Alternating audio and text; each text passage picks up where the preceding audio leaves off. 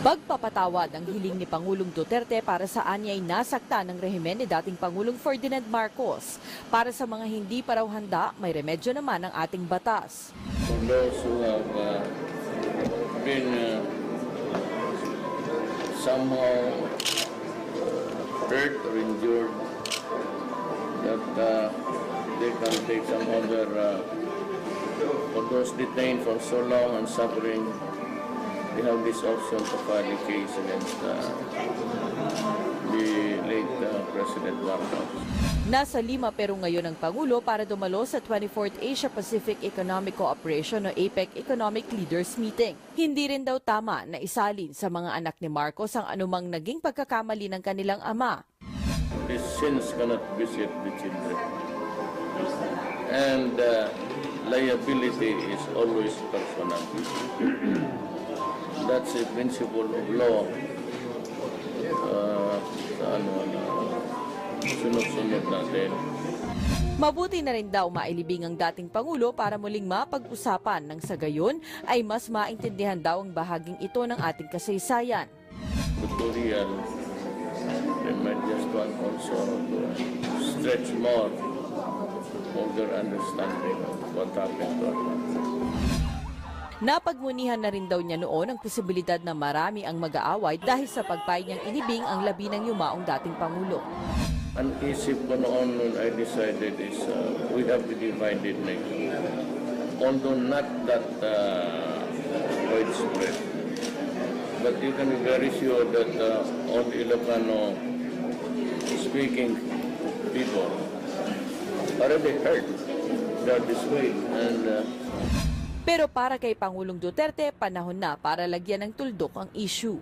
we have to decide what to do. And I was just being legalistic about it. Pinaira lang daw niya ang pagiging abogado. Para kay Duterte, wala pa rin namang sapat na batayan o pag-aaral para tawaging masama si Marcos. President Marcos was a president for so long, and he was a soldier. So that's about it. Whether or not he performed worse or better, there's no study, there's no movie about it. It's just the challenges and allegations of the other side, which is not enough. Sa huli, ginitang Malacanang na walang kinalaman si Pangulong Duterte na ngayong araw dinesisyonan ng pamilya Marcos na ilibing na ang labi ng dating Pangulo.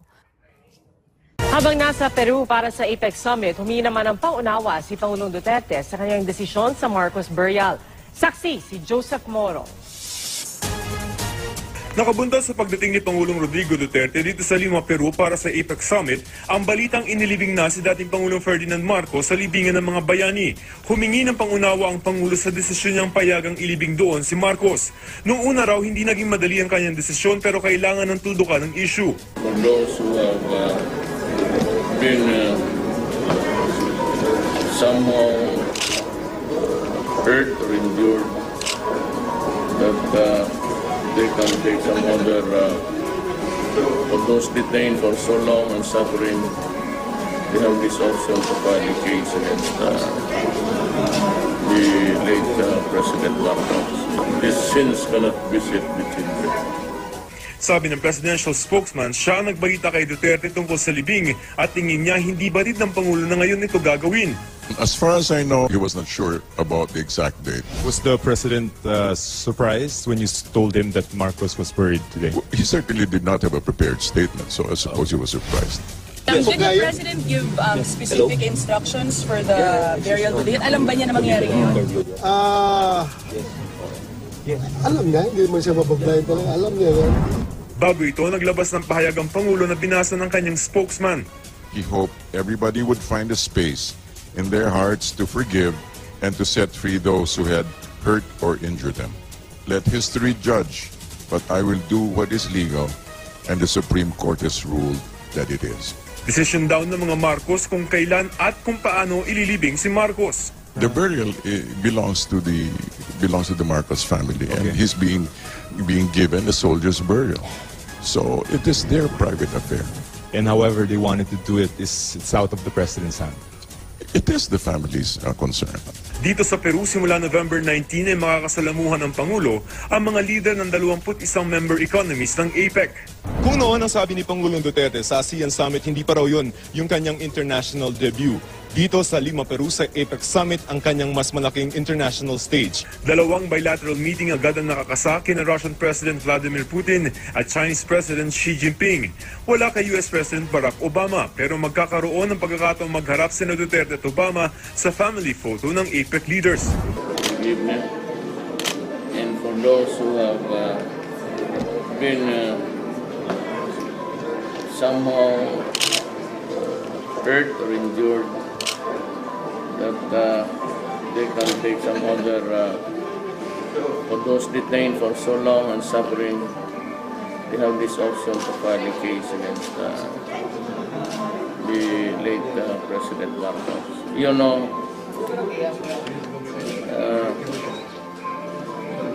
the sins cannot visit the children.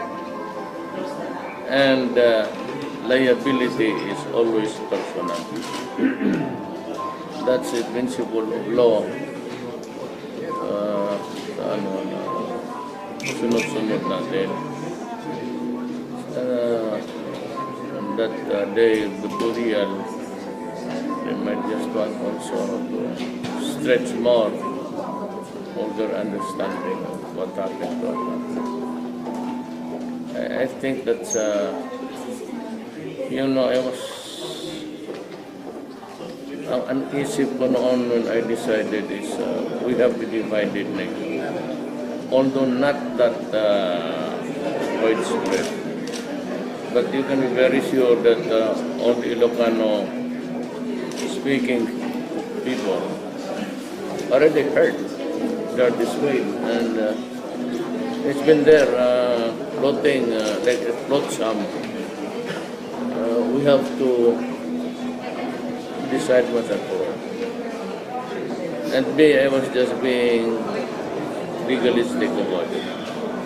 President Marcos was a president for so long, and he was a soldier.